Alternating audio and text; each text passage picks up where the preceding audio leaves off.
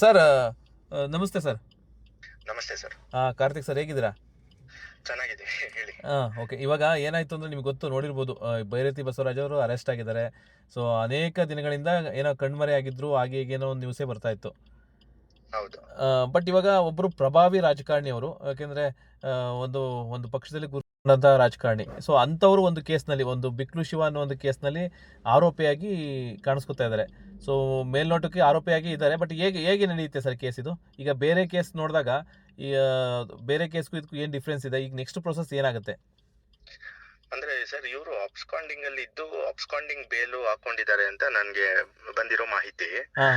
So ಈಗ session court ಅಲ್ಲಿ first ಹಾಕೊಂಡಿರ್ತಾರೆ ಅವರು, ಅದಾದ ನಂತರ ಅಲ್ಲಿ ರಿಜೆಕ್ಟ್ ಆಗಿದೆ. ಸೊ ಆಮೇಲೆ ಹೈಕೋರ್ಟ್ ಹೋಗಿದ್ದಾರೆ, ಹೈಕೋರ್ಟ್ ಅಲ್ಲೂ ಸಹ ರಿಜೆಕ್ಟ್ ಆಗಿದೆ. ಅದಾದ ನಂತರ ಸುಪ್ರೀಂ ಕೋರ್ಟ್ ಗೆ ಹೋಗಿದ್ದಾರೆ. ಸೊ ಅಲ್ಲಿನೂ ಸಹ ರಿಜೆಕ್ಟ್ ಆಗಿದೆ. ಸೊ ನಾನು ಹೇಳೋದೇನಪ್ಪಾ ಅಂತ ಹೇಳಿದ್ರೆ, ನೋಡಿ, ಕೋರ್ಟು ಕೇಸು ಅನ್ನೋದು ಅದು different.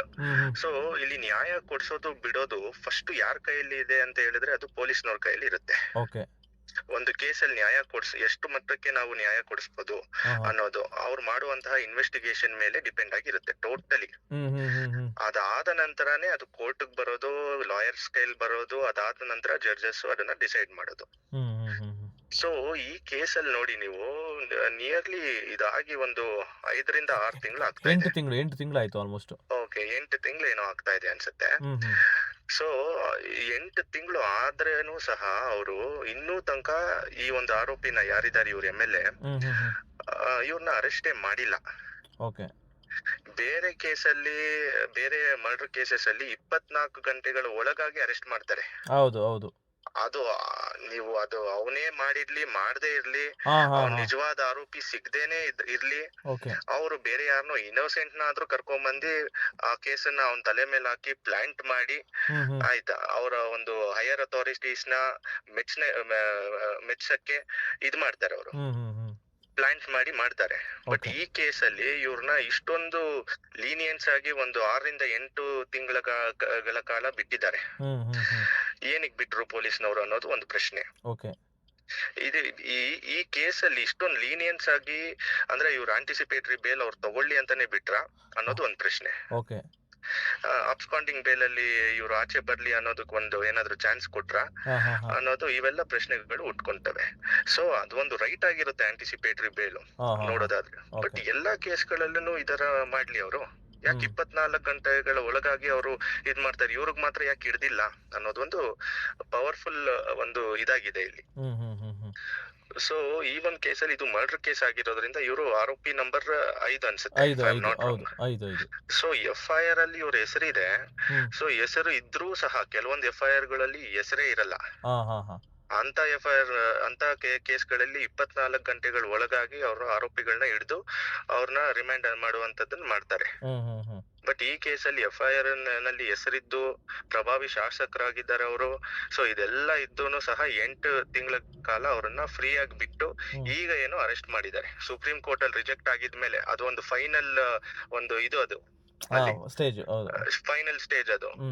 Sessions court, high court, supreme court ಅಲ್ಲಿ ರಿಜೆಕ್ಟ್ ಆದ್ಮೇಲೆ ಈಗ ಬೇರೆ ಏನು ಅವ್ರಿಗೆ ಆಪ್ಷನ್ಸ್ ಇಲ್ಲ. ಸೊ ಈಗ ಅರೆಸ್ಟ್ ಮಾಡಿದ್ದಾರೆ. ಸರ್, ಇವಾಗ ಇದನ್ನೆಲ್ಲ ನೋಡಿದಾಗ ಈಗ ಇದೇ ಕೇಸ್ಗೆ ಬೇರೆಗೆ ಕಂಪೇರ್ ಮಾಡೋದಾದ್ರೆ, ಇದಕ್ಕಿಂತ ಮುಂಚೆ ನಟ ದರ್ಶನ್ ಅವ್ರ ಕೇಸು ಇದೇ ರೀತಿ. ಯಾಕೆಂದ್ರೆ ಅವ್ರದ್ದು ಒಂದು ಯಾವ್ದೋ ಒಂದು ನೋಡಿ, ನಟ ದರ್ಶನ್ ಕೇಸಲ್ಲಿ ಅವ್ರದ್ದು FIR ಅಲ್ಲಿ ಹೆಸರೇ ಇಲ್ಲ. ಬಟ್ ಅವ್ರನ್ನ 24 ಗಂಟೆಗಳ ಒಳಗಾಗಿ, ಅದಕ್ಕಿಂತ ಮುಂಚೆನೆ ಅವ್ರನ್ನ ಜಿಮ್ ಮಾಡ್ತಾ ಇರ್ಬೇಕಾದ್ರೆ ಅರೆಸ್ಟ್ ಮಾಡಿದ್ದಾರೆ. ಸೊ ಈ ಕೇಸಲ್ಲಿ ಯಾಕೆ ಮಾಡಿಲ್ಲ ಅನ್ನುವಂಥದ್ದು ಒಂದು ಪ್ರಶ್ನೆ ಇಲ್ಲಿ ಹುಟ್ಟುತ್ತೆ. ಯಾಕೆ ಆಂಟಿಸಿಪೇಟರಿ ಬೇಲ್ ಅವರು ಮಾಡ್ಕೊಳ್ಳಿ ಅಂತಾನೆ ಮಾಡಿಲ್ವಾ? ನೋಡಿ, ಇವೆಲ್ಲ ಏನಾಗುತ್ತೆ, ನೋಡಿ, ಕಾನೂನನ್ನ ಪ್ರೊಟೆಕ್ಟ್ ಮಾಡುವಂತದ್ದು ಅದು ಕೋರ್ಟ್ ಮಾಡೇ ಮಾಡುತ್ತೆ. ಇವ್ರು ಏನೇ ಅದರಲ್ಲಿ ಇವ್ರು ಆಟ ಆಡಿದ್ರು ಸಹ ಪೊಲೀಸ್ನವರು, ಇವಾಗ ಕೋರ್ಟ್ಗೆ ಹೋಯ್ತು, ಕೋರ್ಟ್ ಅಲ್ಲಿ ರಿಜೆಕ್ಟ್ ಆಗಿದೆ, ಅವರು ಎಲ್ಲಾ ಬೇರೆ ಯಾರ್ಯಾರು ಆರೋಪಿಗಳು ಇರ್ತಾರೆ ಅಥವಾ ಈ ತರದ ಕೇಸ್ಗಳು ಹಾಕಿರ್ತಾರೆ, ಅವ್ರ ತರನೇ ಇವ್ರನ್ನು ಮರ್ಡರ್ ಟ್ರಯಲ್ ರನ್ ಮಾಡಿ ಆಚೆ ಬರ್ಲಿ ಅಂತ ಹೇಳ್ಬಿಟ್ಟು ಕೋರ್ಟ್ ಹೇಳಿದೆ. ಇದು ತದನಂತರ ಪ್ರೋಸೆಸ್ ಇದು. ಬಟ್ ಫಸ್ಟ್ ಪೊಲೀಸ್ನವ್ರು ಏನ್ ಮಾಡ್ಬೇಕಾಗಿತ್ತು? ಅರೆಸ್ಟ್ ಮಾಡ್ಬೇಕಿತ್ತು.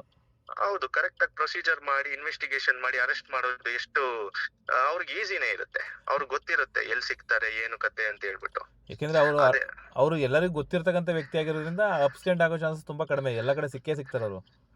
ಹೌದು, ಅದು ಒಂದು. ಅದಾದ್ಮೇಲೆ ಈಗಿರುವಂತಹ ಟೆಕ್ನಾಲಜಿಯಲ್ಲಿ within the span of seconds ಅಲ್ಲಿ ಅವರು ಕಂಡುಹಿಡಿಬಹುದು. It's not like 1980s 1990s ಅಲ್ಲಿ ಇರೋ ತರ ಅಲ್ಲ ಅದು. ಈಗಿರುವಂತಹ CDR ಒಂದು ಇದಿರ್ಬೋದು, ಅದನ್ನೆಲ್ಲ ಚೆಕ್ ಮಾಡಿದ್ರೆ ಎಲ್ಲಿರ್ತಾರೆ, ಏನ್ ಕತೆ, ಅವ್ರು ಎಷ್ಟು ಫೋನ್ ಯೂಸ್ ಮಾಡ್ತಾ ಇರ್ತಾರೆ, ಇದನ್ನೆಲ್ಲ ನೋಡ್ಬಿಟ್ರೆ ತಕ್ಷಣ ಗೊತ್ತಾಗ್ಬಿಡುತ್ತೆ. ಬಟ್ ಈ ಕೇಸಲ್ಲಿ ಅವ್ರು ಮಾಡಿಲ್ಲ. ಬಟ್ ಕೋರ್ಟ್ ಅಂತಿಮವಾಗಿ ಈ ಕೇಸಲ್ಲಿ ನೋಡಿ, ನೀವು ಎಲ್ಲಾರು ಹೆಂಗೆ ಮರ್ಡರ್ ಟ್ರಯಲ್ ಅಲ್ಲಿ ಇದ್ರಲ್ಲೇ ತಗೊಳ್ಳಿ, ಈ ಕೇಸಲ್ಲೇ ತಗೊಳ್ಳಿ, ಬೇರೆ ಆರೋಪಿಗಳೆಲ್ಲ within the span of 24 hours surrender ಆಗಿದಾರೋ ಅಥವಾ ಇವರೇ ಅರೆಸ್ಟ್ ಮಾಡಿದ್ರು ಅದ್ ನನಗೆ ಮಾಹಿತಿ ಇಲ್ಲ. ಬಟ್ ಅವ್ರು ಅರೆಸ್ಟ್ ಆಗಿದ್ದಾರೆ. ಬಟ್ ಇವ್ರೊಬ್ಬರನ್ನ ಬಿಟ್ಟು ಇವರು ಆಂಟಿಸಿಪೇಟರಿ ಬೇಲ್ ಎಲ್ಲ ಕೆಳಗಿಂದ ಮೇಲೆ ಕೋರ್ಟ್ ವರ್ಗೂ ಹಾಕೊಳಕ್ ಬಿಟ್ಟು ಈಗ ಅರೆಸ್ಟ್ ಮಾಡಿದ್ದಾರೆ. ಸರ್, ಈಗ ಇದನ್ನೆಲ್ಲ ನೋಡಿದಾಗ ಎಲ್ಲೋ ಒಂದ್ ಕಡೆ ಒಬ್ಬ ಸಾಮಾನ್ಯ ವ್ಯಕ್ತಿಯಾಗಿ ಯೋಚನೆ ಮಾಡೋದಾದ್ರೆ, ಸಾಮಾನ್ಯ ಜನರಾಗಿ ಯೋಚನೆ ಮಾಡೋದಾದ್ರೆ, ಈಗ ಪೊಲೀಸ್ನವರು ಇಂಡೈರೆಕ್ಟ್ ಆಗಿ ಸಪೋರ್ಟ್ ಮಾಡಿದ್ರೆ ಅಂತ ಅನ್ಸುತ್ತಾ? ಅದು ನನಗ್ ಗೊತ್ತಿಲ್ಲ. ನೀವು ಫಸ್ಟ್ ಇಂದ ಕೇಸ್ನ ಗಮನಿಸಿದ್ರೆ ನಿಮಗೆ ಅನ್ಸ್ಬೇಕದು. ಹೌದು, ಈ ಕೇಸಲ್ಲಿ ಏನ್ ಮಾಡಿದ್ದಾರೆ, ಸುಪ್ರೀಂ ಕೋರ್ಟ್ ಹೋಗಿ ಅಲ್ಲಿ ರಿಜೆಕ್ಟ್ ಆಗೋ ಲೆವೆಲ್ ವರೆಗೂ ಕಾದು. ಈಗ ನಮ್ಮ ಹತ್ರನು ಕೇಸ್ ಇದೆ, ಮರ್ಡರ್ ಟ್ರಯಲ್ ನಾವು ರನ್ ಮಾಡ್ತೀವಿ. ಜೈಲಲ್ಲಿ ಇಟ್ಕೊಂಡು ಎಷ್ಟೋ ಜನ ಅವ್ರಿಗೆ ಬೇಲು ಸಿಗ್ತಾ ಇಲ್ಲ, ಜೈಲಲ್ಲಿ ಇಟ್ಕೊಂಡು ಮರ್ಡರ್ ಟ್ರಯಲ್ಗಳನ್ನ ನಾವು ನಡೆಸ್ತಾ ಇದೀವಿ. ಜಸ್ಟ್ ಬಿಕಾಸ್ ಅವ್ರ ಮರ್ಡರ್ ಅಲಿಗೇಷನ್ ಇದೆ ಅವ್ರ ಮೇಲೆ. ಅವರು ಅಪರಾಧಿ ಅಲ್ಲ, ಆರೋಪ ಇದೆ ಅವ್ರ ಮೇಲೆ, ಆರೋಪಿ ಅವರು. ಆದ್ರೂ ಸಹ 3 ವರ್ಷ 4 ವರ್ಷಗಳಿಂದ ಅವರು ಒಳಗಡೆ ಇದ್ದು ಒಳಗಿಂದಾನೇ ಅವರು ಕೇಸ್ಗಳನ್ನ ನಡೆಸ್ಕೊಂತ ಬರ್ತಾ ಇದ್ದಾರೆ. ಸೊ ಹಾಗಿರ್ಬೇಕಾದ್ರೆ ಇವ್ರಿಗೆ ಇಷ್ಟೊಂದು ಲೀನಿಯನ್ಸ್ ಹೆಂಗ್ ಕೊಟ್ರು ಪೊಲೀಸ್ನವರು ಅನ್ನೋದು ಇದು ಒಂದು ಪ್ರಶ್ನೆ. ಇದು ಬೇರೆ ಯಾವ ಕೇಸ್ಗಳಲ್ಲೂ ಆಗ್ಬಾರ್ದು. ಈಗ ನೋಟಿಸ್ ಕೊಡಬೇಕು, ಅದೆಲ್ಲ ಸುಳ್ಳು. ಈ ಕಾಗ್ನಿಸಬಲ್ ಕೇಸಲ್ಲಿ ಯಾವುದೇ ರೀತಿ ನೋಟಿಸ್ ಅವಶ್ಯಕತೆನೇ ಇಲ್ಲ. ಎಸ್, ಅಲ್ಲಿ ಯಾಕಂದ್ರೆ it is act of murder. ಅಲ್ಲಿ ಇಮಿಡಿಯೇಟ್ ಆಗಿ ಆಕ್ಷನ್ ತಗೊಳ್ಳುವಂತಹ ಒಂದು ಪ್ರಾವಿಷನ್ ಪೊಲೀಸ್ನವ್ರಿಗೆ ಇರುತ್ತೆ. It is a cognisable offence. Notice ಅದೆಲ್ಲ it is not a non cognisable offence. So this is the thing sir. ಈಗ ಅಪ್ಸ್ಕೆಂಡ್ ಆಗಿದ್ರಲ್ಲ, ಸೊ ಇದೇನಾದ್ರೂ ಎಕ್ಸ್ಟ್ರಾ ಕೇಸ್ ಆಗುತ್ತೆ ಅವ್ರ ಮೇಲೆ ತಪ್ಪಿಸ್ಕೊಂಡಿದ್ರಿಂದ? ಇಲ್ಲ, ಇದು ಎಕ್ಸ್ಟ್ರಾ ಕೇಸ್ ಅಂದ್ರೆ ಇದು ಒಂದು ಸ್ವಲ್ಪ ಪ್ರಭಾವ ಬೀಳಬಹುದು. ಯಾಕಂದ್ರೆ ನಾನ್ ನಿಮಗೆ ಪ್ರಜ್ವಲ್ ರೇವಣ್ಣ ಕೇಸ್ ಬೇಕಾದ್ರೆ ನಾನ್ ನಿಮಗೆ ಒಂದು ಎಕ್ಸಾಂಪಲ್ ಆಗಿ ತಗೊಬಹುದು. ನೋಡಿ, ಅವ್ರು ಕೂಡ ಅಪ್ಸ್ಕಾಂಡ್ ಆಗಿದ್ರು ಫಸ್ಟ್. ಅದಾದ ನಂತರ ಪೊಲೀಸ್ ಅವರು ಹಿಡ್ದಿರೋದು. ಸೊ ಅವ್ರ ಕೇಸಲ್ಲಿ ಏನಾಯ್ತು ನೀವೇ ನೋಡಿದಿರಾ, ಬೇಲೆ ಸಿಕ್ಕಿಲ್ಲ. ಟ್ರಯಲ್ ನಡೆದಿ ಅದು ಕನ್ಕ್ಲೂಷನ್ ಗೆ ಬರೋ ತನಕ ಬೇಲ್ ಸಿಕ್ಕಿಲ್ಲ ಅದ್ರಲ್ಲಿ. ಯಾಕಂದ್ರೆ ಆಚೆ ಬಿಟ್ರೆ ತಿರ್ಗಾ ಅಪ್ಸ್ಕಾಂಡ್ ಆಗುವಂತ ಸಾಧ್ಯತೆ ಇರ್ತದೆ ಅಂತ ಹೇಳ್ಬಿಟ್ಟು ಅವರು ಬೇಲ್ ಕೊಡುವಂತ ಸಾಧ್ಯತೆ ಬಾರಿ ಕಮ್ಮಿ ಇರ್ತದೆ. ಸೊ ಆದಷ್ಟು ನಾವು ರೆಗ್ಯುಲರ್ ಬೇಲ್ಗೆ ಇಂತ ಒಂದು ಹೀನಿಯಸ್ ಅಫೆನ್ಸ್ ಗಳಲ್ಲಿ ರೆಗ್ಯುಲರ್ ಬೇಲ್ಗೆ ಟ್ರೈ ಮಾಡುವಂತದ್ದು, ರೆಗ್ಯುಲರ್ ಬೇಲ್ಗೆ ಟ್ರೈ ಮಾಡ್ಬೇಕು ನನ್ನ ಪ್ರಕಾರ. ಆಂಟಿಸಿಪೇಟರಿ ಬೇಲ್ ಮಾಡೋದು ಇದರಲ್ಲಿ ಕಷ್ಟ ಸಿಗೋದು ಇಲ್ಲ ಈಗಿನ ಒಂದು ಮಟ್ಟಕ್ಕೆ. ಈ ಮರ್ಡರ್ ಕೇಸ್ಗಳಲ್ಲಿ ಆಂಟಿಸಿಪೇಟರಿ ಬೇಲ್ ಸಿಗೋದು ಬಾರಿ ಕಷ್ಟ. ರೋಲ್ ನ ನೋಡಿ ಕೊಡ್ತಾರೆ, ರೋಲ್ ಇಲ್ಲವೇ ಇಲ್ಲ, ಸುಮ್ನೆ ಯಾವ್ದೋ ಒಂದು voluntary statement of co accused ಅಲ್ಲಿ ಏನಾದ್ರು ಬಂದಿದೆ ಅಂತ ಏನಾದ್ರು ಇದ್ರೆ ಅವಾಗ ಬೇಕಾದ್ರೆ ನೋಡಿ ಕನೆಕ್ಟಿಂಗ್ ಮೆಟೀರಿಯಲ್ ಇದೆಯಾ ಇಲ್ವಾ ನೋಡಿ ಕೊಡ್ತಾರೆ. ಅದು very rarest of rare case ಅಲ್ಲಿ ಕೊಡ್ತಾರೆ.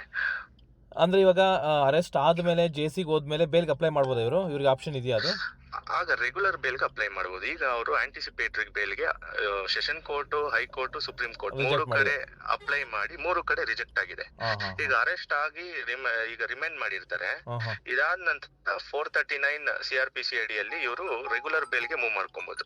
ಓಕೆ, ರೆಗ್ಯುಲರ್ ಬೇಲ್ ಮೂವ್ ಮಾಡ್ಕೊಂಡ್ರು ತುಂಬಾ ಪ್ರಭಾವ ಆಗಿರೋದ್ರಿಂದ ಸಾಕ್ಷಿಗಳ ಮೇಲೆ ಪ್ರಭಾವ ಬೀರಬಹುದು ಅನ್ನೋ ಒಂದು ಉದ್ದೇಶ. ಪ್ರಾಸಿಕ್ಯೂಷನ್ ಗೆ ಬಿಟ್ಟಿರುವಂತದ್ದು ಆ ಕೇಸಲ್ಲಿ ಏನೇನ್ ಡಿಫೆನ್ಸ್ ಇದೆ, ಆ ಡಿಫೆನ್ಸ್ ಲಾಯರ್ ಅವ್ರ ಲಾಯರ್ ಯಾರಿದ್ದಾರೆ ಅದನ್ನ ವಾದ ಮಾಡಿ ಕೋರ್ಟ್ ನ ಗಮನಕ್ಕೆ ತಂದು ಅದನ್ನ ಇದ್ ಮಾಡ್ಕೊಂತಾರೆ ಸರ್.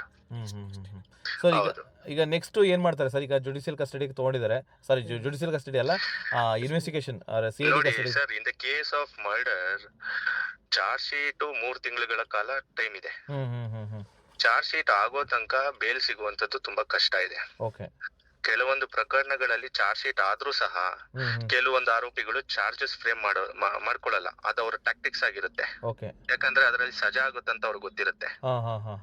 ಸೊ ಆದ್ರಿಂದ 2 years 3 years without framing charges ಅವ್ರು ಸುಮ್ನೆ ಇರ್ತಾರೆ ಜೈಲಲ್ಲೇನೆ. ಅದಾದ ನಂತರ ಒಂದು ಬೇಲ್ ಅಪ್ಲಿಕೇಶನ್ ಅನ್ನ ಸಲ್ಲಿಸ್ಕೊಂಡು ಡಿಲೇ ಇನ್ ಟ್ರಯಲ್ ಆಗಿದೆ, ಇನ್ನು ಫ್ರೇಮಿಂಗ್ ಆಫ್ ಚಾರ್ಜಸ್ ಆಗಿಲ್ಲ ನನ್ನ ಕೇಸಲ್ಲಿ 3 ವರ್ಷದಿಂದ ಅಂತ ಹೇಳ್ಬಿಟ್ಟು ಆ ಒಂದು ಟ್ಯಾಕ್ಟಿಕ್ಸ್ ಯೂಸ್ ಮಾಡಿ ಬೇಲ್ ತಗೊಳ್ಳುವಂತವ್ರು ಇದ್ದಾರೆ. ಬಟ್ ಈ ಕೇಸಲ್ಲಿ ಫ್ಯಾಕ್ಟ್ಸ್ ಅಂಡ್ ಸರ್ಕಮ್ಸ್ಟೆನ್ಸಸ್ ಏನಿದೆ ನೋಡಿ ಅವರ ವಕೀಲರು ಮಾಡ್ತಾರೆ. ಸೊ ಅಂದ್ರೆ ಎಲ್ಲೋ ಒಂದ್ ಕಡೆ ಕಾನೂನು ಎಲ್ಲರಿಗೂ ಒಂದೇ ಅನ್ನೋದು ಕೊನೆಗೆ ಸಾಬೀತಾಗುತ್ತೆ. ಬಟ್ ಕಾನೂನು ಎಲ್ಲರಿಗೂ ಒಂದೇ ಅನ್ನೋದು ಕೋರ್ಟ್ ಸಾಬೀತ್ ಮಾಡಿದೆ. ಹೌದು. ಮೇಲ್ನೋಟಕ್ಕೆ ಪೊಲೀಸ್ನವ್ರು ಸಾಬೀತ್ ಮಾಡಿರಂಗ್ ನನಗೆ ಕಂಡು ಬಂದಿಲ್ಲ. ಹೌದು, ಎಲ್ಲೋ ಒಂದು ಕಡೆ ಜನರಿಗೆ ಅನ್ಸುತ್ತೆ ಅದ ರೀತಿ. ಯಾಕೆ ಇಷ್ಟು ದಿನ ಹಂಗಾರೆ ಇವ್ರನ್ನ ಈಗ ದರ್ಶನ್ ಅವ್ರನ್ನ ಅಷ್ಟು ಬೇಗ ಹಿಡಿಯೋಕ್ಕಾಯ್ತು, ದರ್ಶನ್ ಅವ್ರ ಮೇಲೆ ಚಾರ್ಜ್ ಶೀಟ್ ರೆಡಿ ಮಾಡೋಕ್ಕಾಯ್ತು, 4,900 ಪುಟಗಳು ರೆಡಿ ಮಾಡೋಕ್ಕಾಯ್ತು, ಇವ್ರ ಮೇಲೆ ಯಾಕಾಗಿಲ್ಲ? ಈ ಥರ ಎಷ್ಟೋ ಧ್ವನಿಗಳು ಎತ್ತಿದ್ದು ಸೋಷಿಯಲ್ ಮೀಡಿಯಾಗಳಲ್ಲಿ ನಾವು ನೋಡಿದ್ವಿ. ಎಷ್ಟೋ ಜನ ಇದ್ರ ಬಗ್ಗೆ ಮಾತಾಡಿದ್ರು. ಸೊ ಅವ್ರ ಮೇಲೆ ನಿಮ್ಮ ಮೇಲೆ ಆಕ್ಷನ್ ತೊಗೊಳಕ್ಕಾಗಿದ್ದು, ಇವ್ರ ಮೇಲೆ ಯಾಕಾಗಿಲ್ಲ? ಸೊ ಕಾನೂನು ಎಲ್ರಿಗೂ ಒಂದೇ, ನೀವು ಕಾನೂನು ಪಾಲಕರಲ್ವ ನೀವು?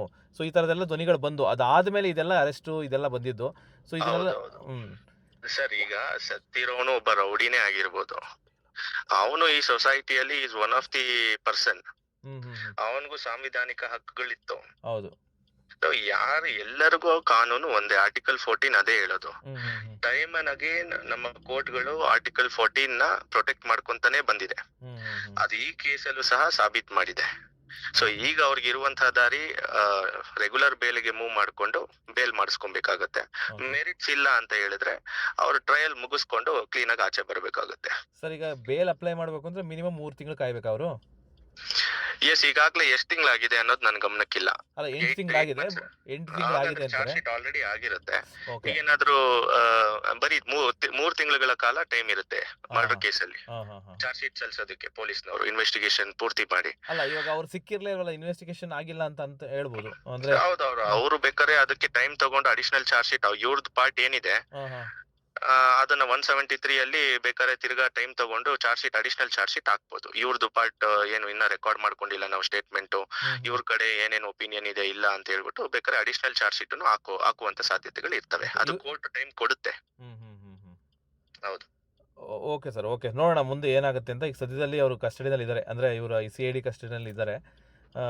ಒಂದು ಏನಪ್ಪ ಅಂತಂದರೆ, ಕೋರ್ಟು ಹೇಳಿದಂಥ ರೀತಿ ಅಂದರೆ ಕಾನೂನು ಎಲ್ರಿಗೂ ಒಂದೇ. ನೋಡಿ, ಎಂಥ ಪ್ರಭಾವಿ ಆದ್ರೂ ಕೋರ್ಟ್ ಮೊರೆ ಹೋದಾಗ ನೀವು ಎಲ್ಲೇ ಹೋದರೂ ಬೇಲ್ ಸಿಕ್ಕಿಲ್ಲ. ಸೊ ಅಂದರೆ ನೀವು ಕಾನೂನು ಮುಖಾಂತರನೇ ಬನ್ನಿ, ಅರೆಸ್ಟ್ ಆಗಿ ನಿಮ್ದೇನಿದೆ ಅದು ವಾದ ಮಾಡಿಕೊಂಡೇ ಬನ್ನಿ, ವಾದ ಮಾಡೇ ಗೆಲ್ಲಿ ಅನ್ನೋ ಒಂದು ರೀತಿ ಒಂದು ಸಂದೇಶ ಕೊಟ್ಟಂಗೆ ಆಯಿತು ಅನ್ಸುತ್ತೆ ಸರ್. ಹೌದೌದು, ಖಂಡಿತವಾಗ್ಲೂ. Okay sir, thank you very much. ನಮಸ್ತೆ.